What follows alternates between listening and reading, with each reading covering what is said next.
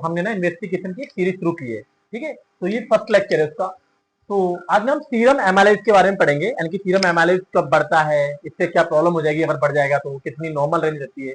तो देखो थोड़ा सा इंट्रोडक्शन देख लो सीरम एमाइलेज के बारे में।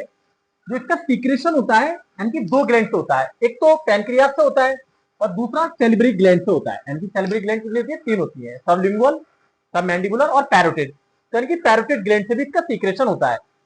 तो या तो पैनक्रियाज में अगर हम सीरम एमाइलेज कराएंगे तो किसमें देखेंगे, या तो पैनक्रियाज में कोई प्रॉब्लम होगी तब देखेंगे, या पैरोटिड ग्लैंड में कोई प्रॉब्लम होगी तब देखेंगे, ठीक है। इसका काम क्या होता है यानी कि एमाइलेज का, ये देख लो। जैसे ये क्या करता है, स्टार्च, जैसे आलू है तुम्हारा, शकरकंद है, तो उसको क्या करता है यानी कि स्टार्च को माल्टोज और ग्लूकोज में चेंज करता है। एक नॉर्मल हम इंट्रोडक्शन बता रहे हैं। नॉर्मल रेंज कितनी रहती है यानी कि इसकी सीरम एमाइलेज की, तो जो नॉर्मल रेंज रहेगी वो कितनी रहेगी, 0 से इतनी यूनिट पर लीटर, ठीक है। नॉर्मल रेंज दिखी होती है, यानी कि मतलब लिख देगा लैब वाला कि इतनी नॉर्मल रेंज हमने माना है, ठीक। तो क्लिनिकल यूज क्या होंगे हमने, यानी कि मेनली हम तो इसी के लिए पढ़ रहे हैं ना, क्लिनिकल यूज के लिए।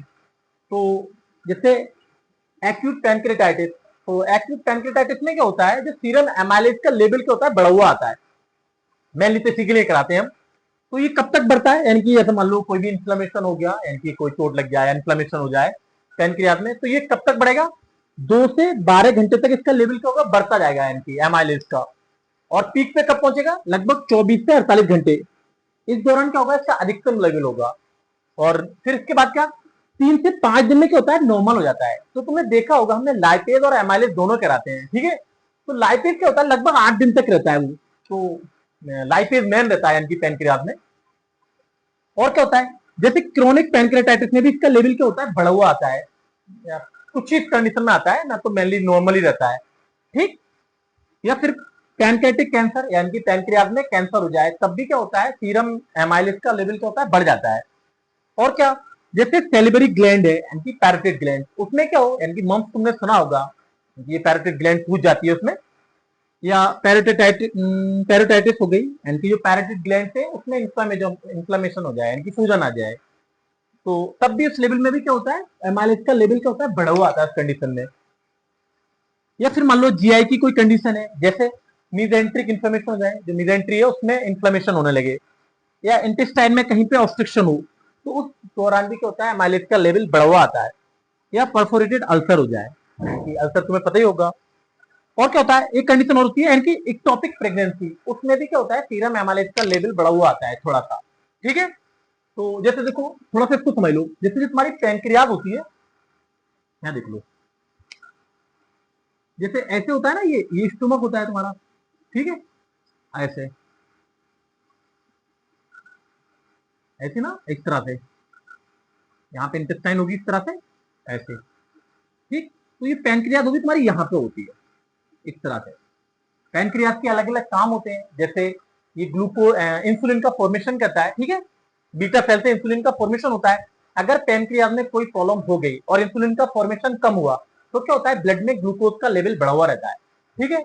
और क्या होता है, कभी कभी क्या होता है, कैल्सिफिकेशन हो जाता है, यानी कि क्रोनिक पैनक्रेटाइटिस में, तो तुम अगर टेस्ट कराओगे तो कैल्शियम का लेवल भी, यानी कि जो पैनक्रेटाइटिस हम देखते हैं, क्रोनिक पैनक्रेटाइटिस में क्या होता है, कैल्शियम का लेवल भी कम आता है।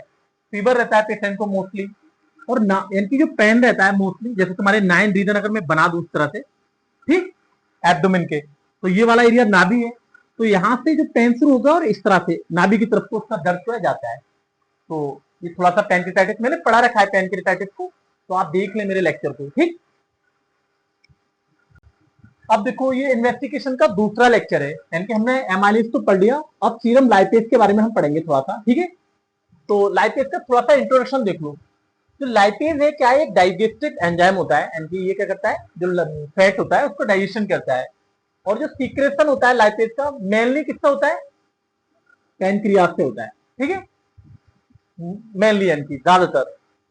और उसका काम क्या होता है, ये ट्राइग्लिसराइड को करता है ग्लिसरॉल में और फैटी एसिड इसमें क्या होता है, चेंज करता है। तो अगर लाइपेज का फॉर्मेशन कम होगा तो क्या होगा, तुम्हारा क्या होगा, जो ट्राइग्लिसराइड है इसका ठीक से डाइजेशन नहीं होगा, और जो म्यूकस है तुम्हारा, ऑयली म्यूकस आता है एंटी पैनक्रियाटाइटिस में, ठीक। और इसको जो हम कराते किसमें, एंटी पैनक्रेटिक डिसऑर्डर में, जैसे पैनक्रियाज में कैंसर हो जाए, ठीक है, इन्फ्लेमेशन हो जाए। अगर नॉर्मल रेंज की मैं बात करूं पैनक्रियाज की, तो कितनी रहती है, यानी कि 0 से 160 यूनिट पर लीटर रहती है। ठीक, तो क्या क्लिनिकल यूज रहेगा, मैंने ये टेस्ट क्यों कराया है मैंने इसका, इसके बारे में देख लो। जैसे एक्यूट पैंक्रेटाइटिस में इसको हम कराते हैं, अगर लगता है कि पैंक्रेटाइटिस हो रखी है तो उसको कंफर्म कराने के लिए हम लाइपेज कराते हैं। ठीक है, तो कब तक बढ़ता है ये राइस, कब तक होता है, लगभग 4 से 8 घंटे तक क्या होगा, इसका लेवल बढ़ेगा ब्लड में। और मैं अधिकतम कब होगा, यानी कि 24 घंटे के अंदर। जैसे मान लो इन्फ्लेमेशन हो गया, तो इन्फ्लेमेशन अब हुआ है तो 24 घंटे तक क्या होगा, इसका 24 घंटे पे क्या होगा, अधिकतम लेवल होगा। और बड़ा रहता है लगभग 8 से 14 दिन तक। मैंने क्या बताया, यानी कि एमाइलिस से ज्यादा स्पेसिफिक रहता है लाइपेज, अगर पैंक्रेटाइटिस को देखना है तो। और क्या है, जैसे क्रोनिक पैंक्रेटाइटिस हो जाए, यानी कि लंबे समय तक पैंक्रियाज में इन्फ्लेमेशन या सूजन रहे, या स्यूडोसिस्ट बन जाए पैंक्रियाज के अंदर, इसको मैंने बताया है, मैंने पैंक्रियाज इसमें बनाया है कि सिस्ट और स्यूडोसिस्ट में क्या अंतर होता है।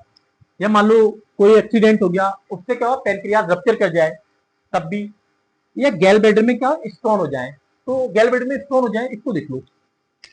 जैसे ये तुम्हारा क्या है, स्टोमक हो गया, ठीक है, ये तुम्हारा क्या है, इंटेस्टाइन है। ठीक, ये बड़ी इंटेस्टाइन है तुम्हारी, ठीक है। यहाँ पे क्या होता है, तुम्हारा पैंक्रियाज होता है, ये इस तरह से, ठीक है, ये पैंक्रियाज होता है। तो यहाँ पे क्या होता है, तुम्हारा लीवर होता है ऐसे, ठीक है, ऐसे। यहाँ पे क्या होगा, तुम्हारा गैल ब्लैडर होगा, और गैल ब्लैडर जो होता है यहाँ पे जाके जुड़ता है, यानी कि एम्पुला ऑफ बेटर में जाके गैल ब्लैडर यानी कॉमन बाइल डक्ट जो जुड़ती है। अगर मान लो गैल ब्लैडर में स्टोन बन गया, और स्टोन किसी वजह से गैल ब्लैडर से निकल के कॉमन बाइल डक्ट से आता हुआ यहाँ पे आके एम्पुला ऑफ बेटर में आके फंस गया, तब भी क्या होता है, पैंक्रियाज में सूजन आ जाती है। देखो पैंक्रेटाइटिस के मेन 2 कारण होते हैं, एक तो गैल ब्लैडर में स्टोन है, या दूसरा अल्कोहलिक पेशेंट है। ठीक है, तो ये 2 मेन कारण होते हैं। तो ये मैंने बताया, यानी कि गैल स्टोन से यानी कि बिलियरी पैंक्रेटाइटिस हो जाए, या कोई जीआई डिसऑर्डर हो जाए, यानी कि जो तुम्हारा जीआईटी सिस्टम है उसमें कोई प्रॉब्लम, जैसे परफोरेटेड अल्सर हो जाए, या जो तुम्हारी इंटेस्टाइन है उसमें कहीं पे भी ऑब्स्ट्रक्शन क्रिएट हो जाए। ठीक, या मीजेंट्रिक ऑब्स्ट्रक्शन, ठीक है, या अदर सिस्टमिक कंडीशन हो सकती है, जैसे रीनल फेलर में भी लाइपेज का लेवल बढ़ा हुआ आता है, और क्या आता है, कीटो एसिडोसिस, इसमें भी लाइपेज का लेवल बढ़ा हुआ आता है। लेकिन मेनली हम लाइपेज को कब देखते हैं, यानी कि पैनक्रियाज में कोई प्रॉब्लम तो नहीं है। ठीक है, तो पैनक्रियाज मैंने पढ़ा रखा है, पैनक्रियाज पढ़ लें, अगर पढ़ना हो तो मेरे को बता दे, मैं दोबारा पढ़ा दूंगा। ठीक है।